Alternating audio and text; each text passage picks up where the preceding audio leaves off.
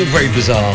Or is it, Chelsea fans? 03717223344. Dial that. You can have your say on that news, of course, that Frank Lampard was unveiled as Chelsea's caretaker manager till the end of the season. In fact, today he gave his very first press conference. That was this morning. Said he never wrote off managing Chelsea again. I didn't think I'd never be in this seat. I'm a confident person. I want to work hard. I understand the game. And this club, obviously, I have a big connection with. But if I'm honest, it wasn't my thought one day I'll be back as Chelsea manager, because my job is to be as good a manager as I can be. I can't. It would be useless to sit there and think about what might be down the line. So it wasn't the first part of my mind. No, in terms of unfinished business, I don't quite see it like that. You know, I was here for that period of time. I look back on it with really good feelings about the positives, and when I reflected all the things that I think maybe I could have done that a little bit better. I think most managers will be the same. And now I'm here in a different period, a different era, and I just want to do as well as I can. So it doesn't. That unfinished business sounds a little bit Hollywood. You know, it's like you're looking for a great line. I want to work, you know, and of course I want to help this club as much as I can. Listen, from his perspective, I completely understand why he's taken this job. He's been offered another great opportunity to work for a club that he obviously adores. They're very close to his heart, so he couldn't turn that down, right? I just think the board don't know what they're doing. Honestly, you've got an owner who sacked Thomas Tuchel, a Champions League winner. You've then appointed Graham Potter. You've then said to your fans, your thousands upon thousands of millions of fans around the world, it's a long-term project. He's here for the long stay. It's not just about this season. We're looking to next season, the season after. Complete lies, goes out the window. Results don't go his way, gets sacked. And then you hire a manager that you've already sacked as a club. Everton have already sacked. And you think that he, tactically, because it has to be to do with tactics, tactically is the best appointment for your club going into a quarter-finals match with one of the best teams on the planet. That's the answer, is it? Madness. No, do you know what it is? I get it. From Thomas Tuchel, from Todd Bowley. He's clearly trying to appease the fans now. He's trying to win some plaudits back. Because some of the decisions, as you said, from sacking Thomas Tuchel, a Champions League winner, to then appointing Graham Potter, and I was excited about that. That hasn't worked. He's scratching his head around, and I get it. Maybe Enrique or Nagelsmann don't want to take the job now, which surprises me when they're in the Champions League quarterfinals. That I find surprising. But interim managers can make and have success, and they themselves, Chelsea, have experienced that with Roberto Di Matteo. He was an interim manager, came in, he won them a trophy. Again, even before that, Gus Hiddink, interim manager, won them the FA Cup. So that club has worked well. Yeah, that's been the blueprint. Yeah, I mean, I think Rafa was an interim for a season. He won a trophy, so it has worked at that football club. I think even for your club. But all the managers you've just named, Rafa, Hiddink, right? Yeah, okay, but great tactical man. Yeah, but Di Matteo came in. It was slightly different because the club was on its knees. But still, he's still an interim manager. But it was proved afterwards the following season when he was sacked. When it came down to longevity, it wasn't right for him. Yeah, but that's happened to a lot of managers at Chelsea that are more experienced than him. But even at your club with Solskjaer, came in tactically not great at all. We saw what he did at Cardiff and these places. Yeah, but he was coming to lift the club after Jose. But that's exactly why. Wrong appointment, though. Wrong appointment. I get it, but this is what they're doing with Lampard. They're trying the club at the minute. Okay, let me ask you. So that's why they put him on. It's a great point you make, right? So let's just say for whatever reason it didn't work with Erik Ten Hag now. Yeah, and he got fired tomorrow. Imagine United fans if Solskjaer came back. I don't know how would they be. No one would want that. That's not a club going forward, is it? But listen, he's a legend at Manchester United, isn't he? Right? But Frank is a bigger legend at Chelsea than Ollie is at. That's not a reason to hire him. I don't know. Solskjaer scored the winning goal in the Champions League treble-winning season. Yeah, but Lampard scored a goal in the final as well. I know, but you can't get big. I would say it's irrelevant. I would say he's Chelsea's a bigger legend. all-time record goal scorer. I know, but Solskjaer is the one that put the ball in the net. That's one goal. Frank is their all-time record goal scorer. That one has never been scored by anyone before since. Okay, well, I'll give you that. Okay, so that's both legends. Both right. legends. But I just think they're on their knees at the time. Manchester United after Jose. Solskjaer came in and overachieved, which is why he ended up getting the job full time. But it gave the fans a lift. I know a lot of fans were like, "What, Solskjaer?" But I can understand why they did that.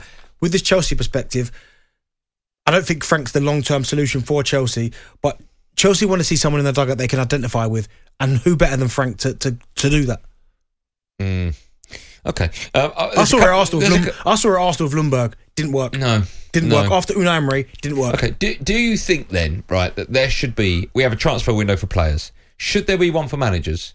I'd quite like to see managers get an extended period of time. I'd even be for, and I know people won't agree with me, but I don't really care. I would like to see managers get at least one season.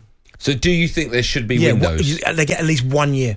So you can only get rid of a manager at the end of a season? At the end of a season. Or Christmas time? Let him see if there's bad times, see if he can come out the other side. Okay, do you think football fans would agree with you on that? Nah, I don't think so. They want, if your club's doing rubbish and they want him out, get him out. Yeah. But sometimes we've seen, proof is in the pudding. Fergie at United, you give him a bit longer than he's supposed to, he turned that club into one of the greatest clubs ever. What happens if Frank Lampard starts winning games, moves them up the table, wins the Champions League? And that's a question for Todd Bowley's got to answer. And this is why interim sometimes backfires, because in one respect you're like, oh, fantastic, won us the Champions League, won us all these games, got us to finish it in the table very, very well. What do you do now? Okay. Can Frank Lampard fail this season? No. He can't fail? No. That's incredible. But how can they... I don't know. Well, they're not going to get in the top four. Right. So that's already failure. They failed already. So why have they brought him in? Even winning the Champions League, no one expects Chelsea to win the Champions League. They've got Real Madrid, then they've got... City or Bayern. And then they've got Napoli in the final. So it's one of them where he can't fail. He can't fail? No. How can he? Okay, is he taking this job then, do you think, knowing that it's till the end of the season? Is he taking this job to prove his worth so he can get another job in the Premier League? Yeah, of course. And I fully respect and understand why Frank would do that, because he left Everton and people were saying he's not a good coach, he's rubbish, he's this, that, he's the other. Yeah. But he himself is a proud man. I played with him for England. He's a proud man. He knows exactly what it takes to get to the top. He's thinking to himself, if I can go to Chelsea and have a really good end to the season, someone else will pick me up, because I believe, and I said it, I think it was yesterday or the day before, at the end of this season, there could be as many as 7 jobs available. He's going to be in the mix for one of them. Let's speak to George. He's a Chelsea fan. Georgie! Hello, Andy. How are you doing? Yes, boss. What's good. How are you? Yeah, very well. Thank you, gents. Love the show, by the way. Thanks, George. George, let me ask you, before you talk about what you phoned up to say, if Lampard wouldn't have got the job and Di Matteo would have got it, bearing in mind where you are in the Champions League, how would you have felt? So if Di Matteo had got it over Lampard in our current situation... Yeah, I'm coming on air today saying that Todd Bowley's just reinstated Roberto Di Matteo. How would you feel?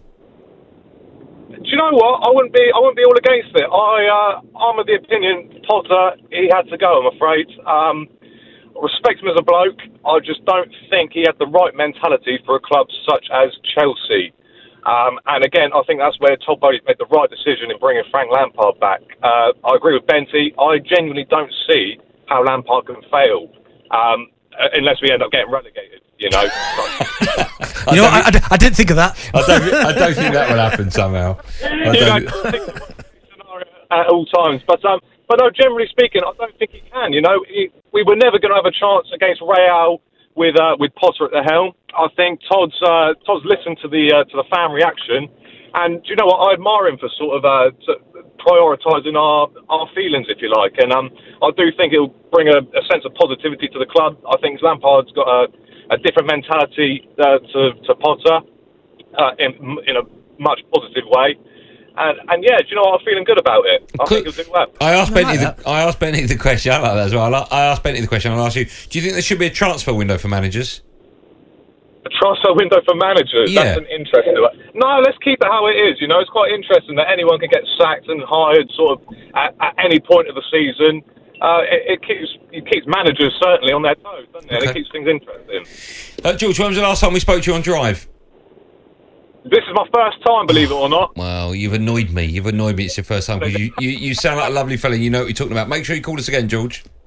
Appreciate it, gents. Have a good one. Have a good day. There you go. George, a Chelsea fan. Phoning for the first time, getting through, having his say. It's that simple. I didn't think about relegation.